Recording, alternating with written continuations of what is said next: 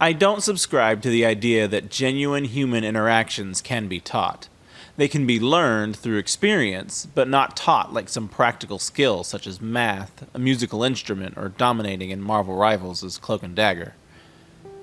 Most any time I run into one of these people who have been taught to be social, their faked, forced socialiness is honestly comically embarrassing. A penguin pretending to be a hippo is still very clearly a penguin. And so, a socially unfortunate person, pretending to be someone with a social score of like 1,000, are bound to stick out just as bad as that penguin who's trying to be a hippo. Still yet, there remain some social techniques that I feel are good to be aware of, whether that's for catching others when they're doing them to you, or mastering them for your own greed and power. Though, I like to focus more on the being aware portion of this, and less on the thought of using these techniques for ourselves. Cue mirroring. Mirroring is a basic social technique that comes pretty naturally to a lot of socialites, but not to all, and definitely not to those guys less socially gifted. Mirroring is a term coined by an old supervisor of mine, and I must say, I quite like it. There may be some more social official term for this technique, but for the sake of my video, I'll be referring to this technique as mirroring. Here we are again, you're munching on a pizza, watching me play Rivals, and hearing me talk. Let's hope you enjoy it all, because we're going to start some changes here today, bud. What is mirroring? Mirroring is the idea of acting more like someone when you're around them than as yourself. This could be perceived as being fake, as some of my younger guys might say. The difference between mirroring and being fake is that in being fake, you usually have some malicious or selfish reason for doing so. Being fake is often a technique for manipulation, whereas mirroring is more often used as a means to better fit in. Say you're not so much of a sports guy yourself, but there's a sports guy at work that you think is pretty fun to spend time with. You might mirror the sports guy by talking more about sports than you normally would in an effort to fit in better in his element. You see, in this situation, you're mirroring that person in an effort to get along with them more and to be stronger and better friends with that person. A noble cause indeed. You aren't doing this to sell that person a car. Now that's being fake. Being fake is pretending to be something you're not, to sell something to someone or to get something from them, or some other personal or general benefit out of them. Whereas mirroring focuses on inclusion. And mirroring doesn't stop just with interest. It also includes general behaviors. Are you a soft-spoken person talking to someone with a stronger tone? Adopt a stronger tone of your own to mirror that person's tone. Does the person you're talking to laugh a lot in conversations? Perhaps you'll start laughing more often as well in an effort to better fit in with the conversation.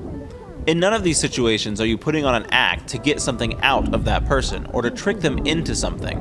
You're just wanting to fit in better with them, and perhaps get a little closer with them. Remember, friendships are a great thing. I feel too many guys these days are so afraid of friendships. So the mirroring of someone to get to know someone better gives them the ick. But that's just silly. We need friends, and we should make an effort to better understand our friends' interests in an effort to better get to know those friends as well. A large philosophy of mine involves building a community among ourselves so that we can help each other with each other's strengths and weaknesses. Getting to know friends and building stronger friendships will assist with that. Oftentimes with taught socialites, we can check the boxes off in our heads with what they're trying to say and the techniques they're using on us. And that's where being naturally social helps you. Sorry for all my non-socially gifted guys out there. They're trained to keep the conversation about you, because who doesn't like talking about themselves? They'll ask about your hobbies, your family, or other personal interests in an effort to, again, keep you talking about the things you generally enjoy talking about. This is done in an effort to make you more open to doing them a favor or helping them out in some other way. Depending on what they're wanting out of you, this behavior skirts the line between manipulative and clever. But these are the sorts of forced social interactions I hope to make you aware of so that you can tell when someone is using them against you. Most natural conversations are a back and forth exchange. You talk and turn it over to the other person to talk, sprinkling questions in from time to time to prove your engagement and switch the speakers up. It's true, even discussing the nature of a conversation this technically doesn't feel right to me, but it is again necessary to know for spotting the phonies. Conversations are one of those uniquely human experiences that I hate to overthink and ruin. These interactions that exist to expose our insecurities or our oddities, or whatever other human thing that nags at us in a mostly harmless way. It's one of the beauties of existing. This is the biggest reason why I hate the idea of conversations being reduced to a math equation, or perhaps some string of code. Ask person A question 1, then question 2, then question 3, and so on. That's not a good, healthy conversation, and it isn't how conversations were meant to be had, and I stand firm on that one. As I just mentioned earlier, questions are an excellent way to both prove that you're listening and switch up the speaker. Use this as a counter to people who are draining you with their social techniques. If you find yourself talking a lot in any given conversation, pop a question to switch up the speaker. You should find it especially odd if you yourself don't often talk that much. If you're one of our unsocially gifted guys and you're having a conversation where you're doing all or most of the talking, be aware of that red flag and try and identify if you think this person might be talking to you just because they want something out of you. Don't overthink your context. At work, I run into a lot of people trying to sell me things. The context there is that person is a salesman and I am a potential customer. No matter how friendly they are or how they open up the conversation, they're still here to sell me something at the end of the day, period. Don't overlook those otherwise easy cues as to what the speaker's goals may be. Now you may be sitting here and thinking, yeah, that's all well and good, dude, but what does this have to do with mirroring? Well, here's the kicker. If you, yes you, even my social weaklings out there, get good enough at mirroring, you can reverse any of those social situations. It's basically an Uno reverse card, but for talking. It'll take a bit more practice for my less than social guys out there, but you can get this down. And when you do, you'll wreck the people who might be out there to use it against you. If you can mirror the person you're speaking with, and they're using their techniques to get you to open up, then by mirroring them, you'll have had them opening up as well, and before too long, you will have just had a normal old conversation, with no one gaining any sort of leg up on the other. As an example, I had mentioned some of the popular conversation topics for those out there checking the boxes: hobbies, family, and other personal inquiries. If this person asks you what you did over the weekend, answer them. Then follow up with a question asking what they did over the weekend. You mirror their question. You don't have to come up with a fancy question. Just ask them the same thing they asked you. Again, you're just mirroring their conversation. They'll answer you, and then maybe they'll follow up with how the kids are doing. You answer and fire back. Oops, maybe that person doesn't have kids. Now you'll have to pivot away from our beloved mirroring technique, but there's an infinite amount of questions you can follow up on. Find one and follow up. Maybe they have a pet sloth you'd like to know more about. Regardless, keep this up. Mirror their conversation by following up with mirrored questions from what they'd asked you. And again, eventually you will notice that you've just had a normal conversation at this point and avoided being pressed into sharing or giving something that you didn't want to give. The important thing is to remain consciously aware of the conversation. Don't allow yourself to get comfortable in this conversation that your decision-making skills become unknowingly impaired. At the end of the day, if someone has sat down to ultimately ask you for something, you can mirror the heck out of them and they'll still ask you for that thing.